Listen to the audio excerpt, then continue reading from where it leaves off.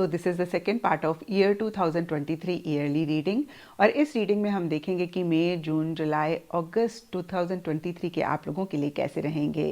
And अगर आप जनवरी, फरवरी, मार्च, अप्रैल 23 के बारे में जानना चाहते हैं तो वीडियोस ऑलरेडी चैनल पे अपलोडेड हैं, उनका लिंक आपको नीचे डिस्क्रिप्शन बॉक्स में मिल जाएगा, आप उसको देख सकते हैं।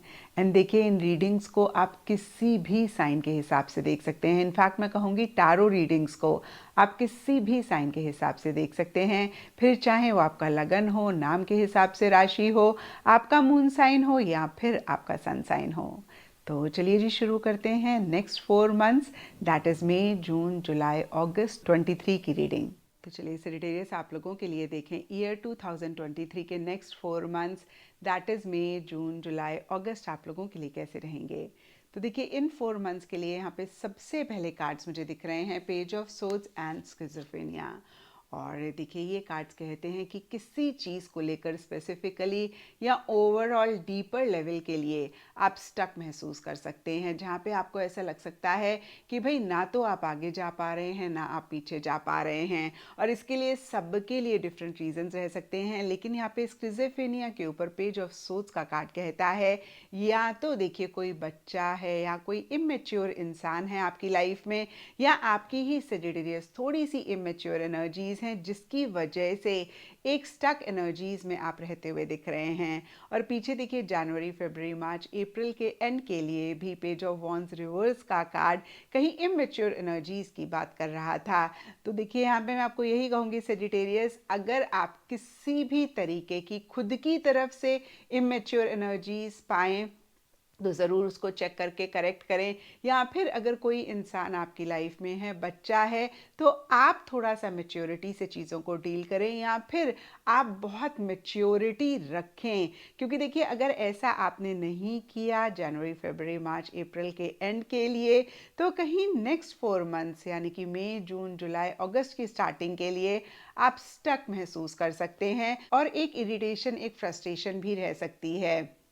एंड अदरवाइज के लिए देखें तो फिर से मैं कहूँगी कि किसी news, phone call, email, message का वेट कर रहे हैं, हो सकता है आपको मिल जाए, लेकिन बहुत ज़्यादा आप खुश, हैप्पी, सेटिस्फाइड इसी news, email, message, phone call की तरफ से नहीं रहते हुए दिख रहे हैं।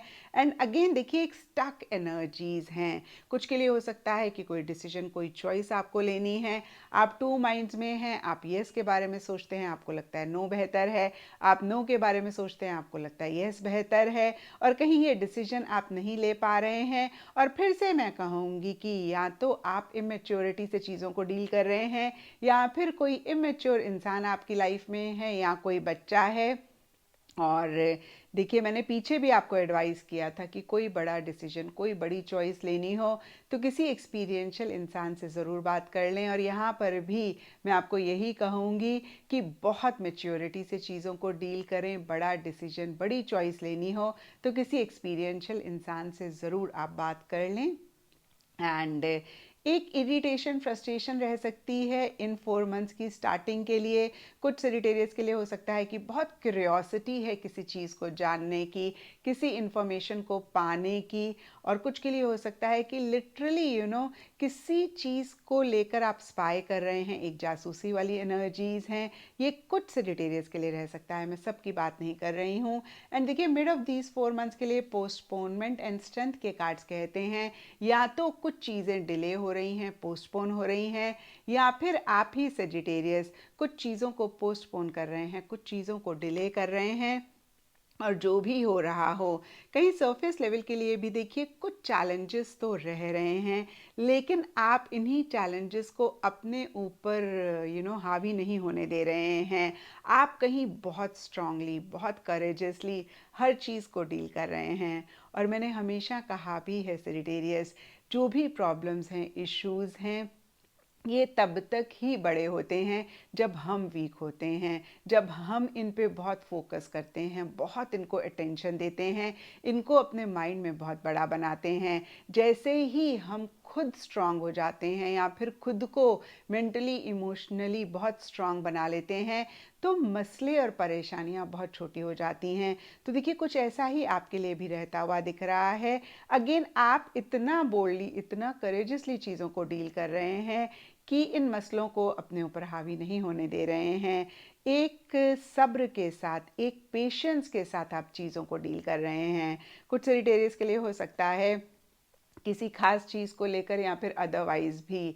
अगेन यहाँ पर भी ये कार्ड कहता है फ्रस्ट्रेशन, इरिटेशन आप महसूस कर रहे हैं, लेकिन आप बहुत कंपैशनेटली चीज़ों को डील कर रहे हैं, बहुत सब्र पेशेंस के साथ चीज़ों को डील कर रहे हैं। एंड देखिए एंड ऑफ दीज 4 मंथ्स के लिए रिसेप्टिविटी एंड 5 ऑफ पेंटिकल्स के कार्ड्स फिर से छोटे मोटे इश्यूज मसले की बात करते हैं। तो देखिए ये वाले 4 मंथ सेजिटेरियस बहुत ग्रेट नहीं जाते हुए दिख रहे हैं।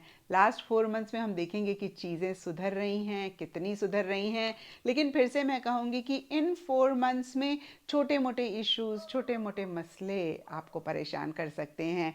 स्टार्टिंग में तो देखिए सिंपली हो सकता है आप डिसीजन नहीं ले पा रहे हैं, तो यहाँ पे देखिए ऐसा नहीं है कि कोई चीज़ खराब हो रही है या फिर कोई बहुत बड़ी प्रॉब्लम हो रही है।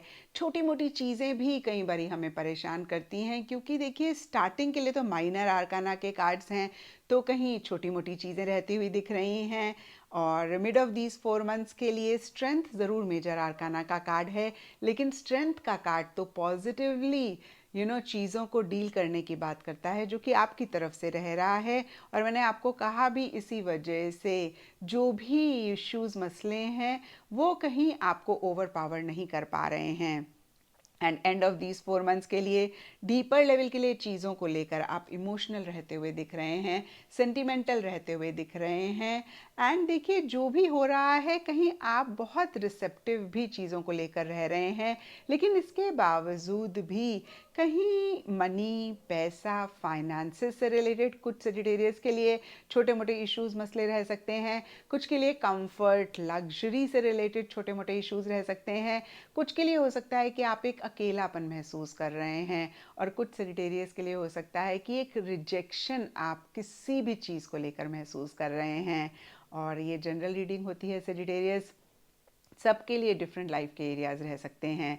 कुछ के लिए देखिए लव रिलेशनशिप से रिलेटेड हो सकता है, आपको ऐसा लग सकता है इन 4 मंथ्स के एंड में कि आपके पार्टनर आपको उतना अटेंशन नहीं दे रहे हैं, उतना प्रायोरिटाइज नहीं कर रहे हैं, उतना लव अफेक्शन उनकी तरफ से आप नहीं महसूस कर रहे हैं।